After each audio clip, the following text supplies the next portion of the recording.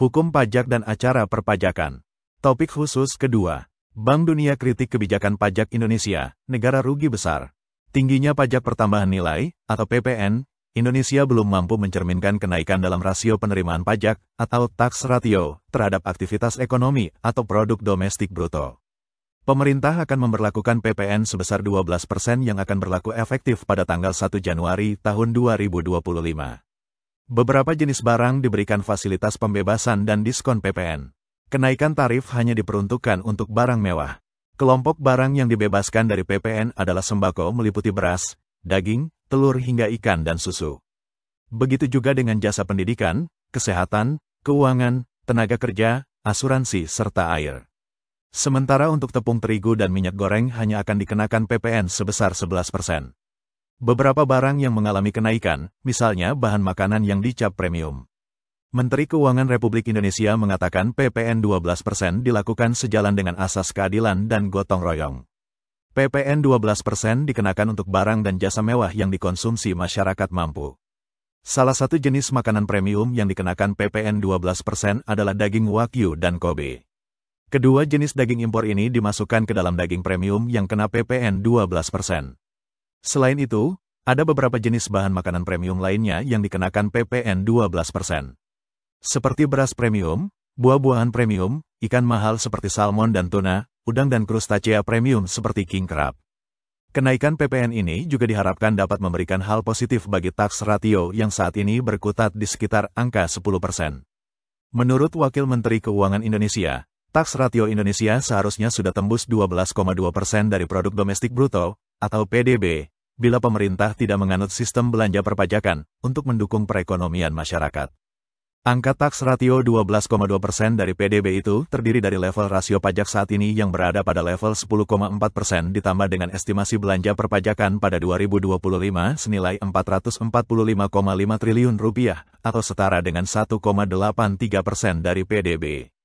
Kenaikan PPN dan tax ratio. Harapan dengan naiknya PPN dapat juga meningkatkan tax ratio atau bahkan melebihi PPN ternyata tidak dapat disimpulkan sesederhana itu. Berdasarkan Suryani Suyanto dan Associates, atau SSAS, tax ratio Indonesia relatif terus mengalami penurunan hingga 2020 di angka 8,33% dan menanjak pada 2021 dan 2022 yang masing-masing sebesar 9,11% dan 10,38%. Naiknya tax ratio ini terjadi seiring dengan pelonggaran aktivitas masyarakat pasca pandemi COVID-19.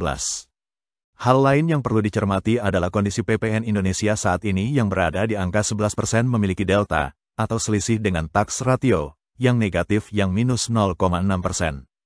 Posisi ini menunjukkan bahwa rasio penerimaan pajak Indonesia masih lebih rendah dibandingkan dengan PPN yang dikenakan ke masyarakat.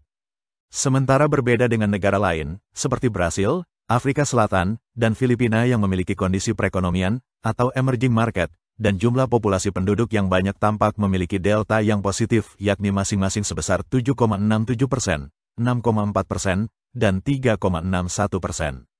Tax ratio Indonesia di bawah standar World Bank. Dilansir dari Pajak Go. It, rasio pajak terhadap PDB yang rendah menunjukkan ekonomi yang kurang berkembang atau adanya kesenjangan serius dalam pemungutan pajak di dalam suatu perekonomian. Meningkatkan pendapatan pajak akan meningkatkan rasio pajak. Menurut Bank Dunia, menjaga pendapatan pajak di atas 15% dari PDB suatu negara sangat penting untuk mendorong pertumbuhan ekonomi dan mengurangi kemiskinan. Ambang batas ini sangat penting untuk memberikan negara dengan sarana finansial yang diperlukan untuk melakukan investasi penting bagi masa depan, sehingga mencapai pembangunan ekonomi yang berkelanjutan. Sebagai perbandingan, negara-negara maju umumnya memiliki rasio pajak yang jauh lebih tinggi. Misalnya, rasio rata-rata di kalangan anggota Organisasi untuk Kerjasama dan Pembangunan Ekonomi, atau OECD, tercatat sebesar 34,1% pada 2021. Hal itu seiring dengan perkembangan ekonomi dan meningkatnya pendapatan, ada kecenderungan bagi masyarakat untuk menuntut lebih banyak layanan dari pemerintah, seperti perawatan kesehatan, transportasi publik, dan pendidikan. Fenomena ini dapat menjelaskan mengapa, misalnya, rasio pajak di Uni Eropa rata-rata mencapai 25,9% pada 2021, lebih tinggi dibandingkan sebagian besar negara-negara Asia Pasifik. Rasio pajak atau rasio pajak terhadap PDB lebih disukai oleh pembuat kebijakan ketika menilai perubahan pendapatan pajak dari tahun ke tahun, karena memberikan ukuran yang lebih mendalam tentang fluktuasi pendapatan pajak dibandingkan dengan jumlah nominalnya. Pendapatan pajak sangat terkait dengan aktivitas ekonomi, meningkat selama periode pertumbuhan ekonomi yang lebih cepat dan menurun selama resesi.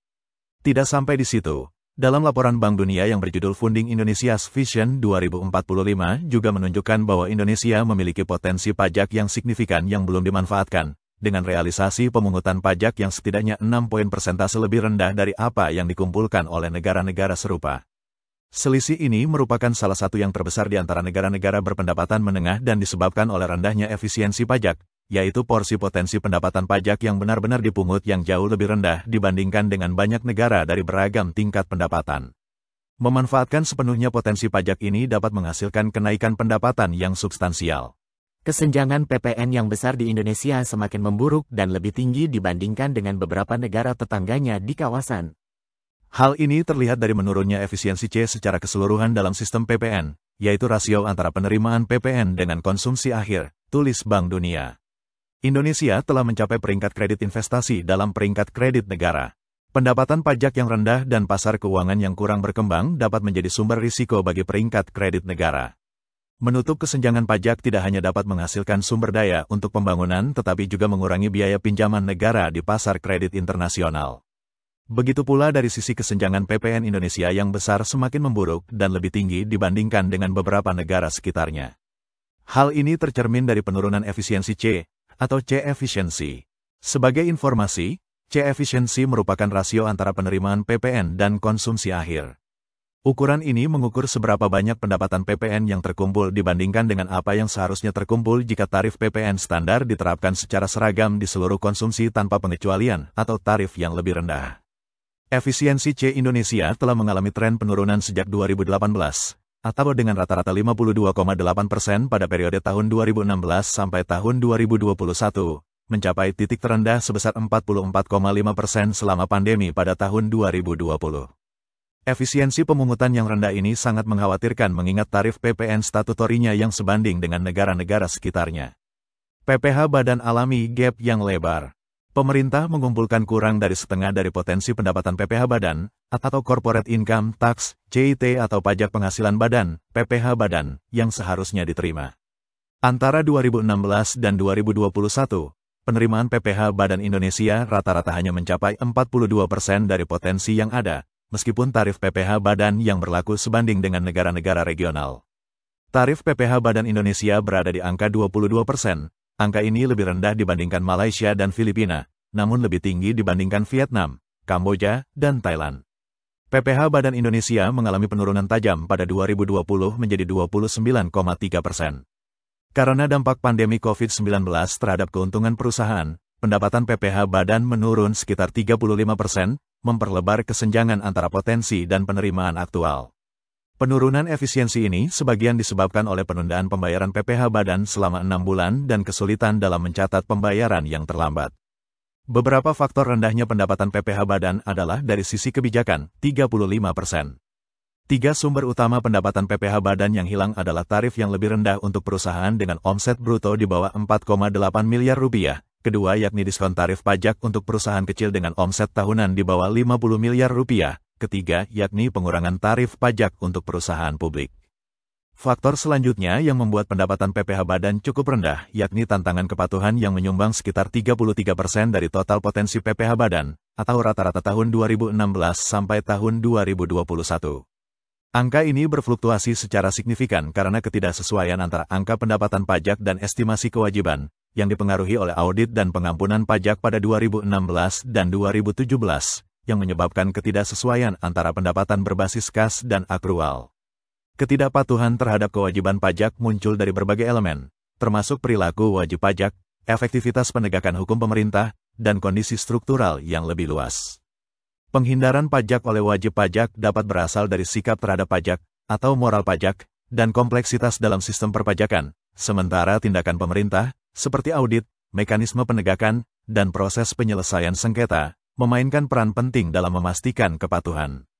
Kecurangan demi kecurangan pun dilakukan oleh perusahaan untuk tidak membayar pajak, seperti menghindari pembayaran pajak yang ditemukan lebih umum di kalangan perusahaan yang tidak mengekspor, menghadapi persaingan substansial dari sektor informal, dan yang menganggap administrasi pajak sebagai hambatan utama untuk kegiatan bisnis mereka.